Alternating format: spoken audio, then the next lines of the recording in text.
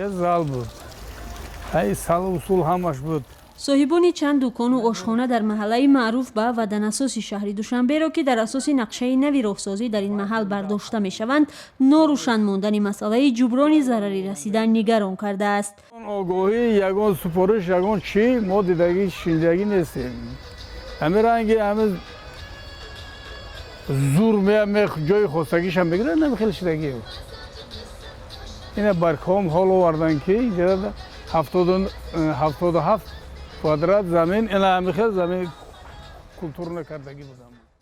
در این بینای امروز تخریب شده در میدان سرحدچیان کوچه گگارین چند پیش آشخانه بود. اینجا با نفر کار میکرد که همین حاضر همه سومی ندارد که زندگی خشونه و یا پیش برن. با ادعای این صاحبکار که پدری 10 فرزند است و تمام سندهای ضروری مالکیت و فعالیت را دارد و حالا میخواهد جبران ضرری رسیده اش را بگیرد. با وجود آنکه علاقه ساختمان راه نو در این میدان شروع شده است یک مغازه تا هنوز کار خود را قطع نکرده است. صاحبان این دکان میگویند آنها قراری رسمی را برای برداشتن دکانهای خود به دست نگرفتند و کسی هم برایشان وعده برگردانیدن جبران پولی نمیدهد. از کمیته اموال آمدن یک 5 ماه پیش آمدن نرخگذاری کردن خیلی نرخی مبلغش گفتن 1,301,797 سومان همین خیلی نرخگذاری کردند و بیان رفتند. بعد از این با کمیته زمین آمد برای تفتیش کردن بعد با پروکراتور هم همین خیلی برای تصدیق کردن آمده چیز کردن رفتن. ما تا حال نگاه داریم نمیدونم یگان قرار نیست برای گفتنی که شما سناس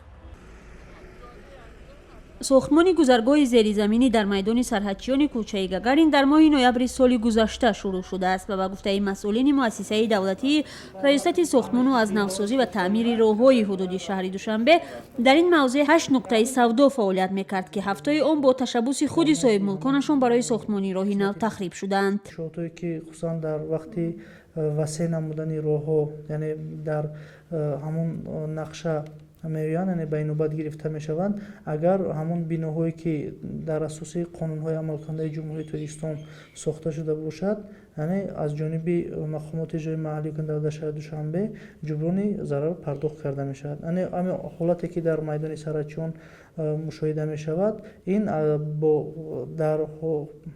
با عملی نمودن کارهای فهماندهی با تشبث خود آنها یعنی بناهای آنها برطرف کرده شد.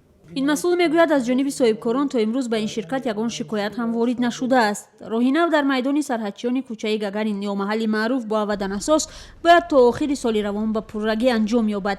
طبق طرح نو در این موضع گذرگاه زیرزمینی و توقفگاه ماشین ها ساخته می شود.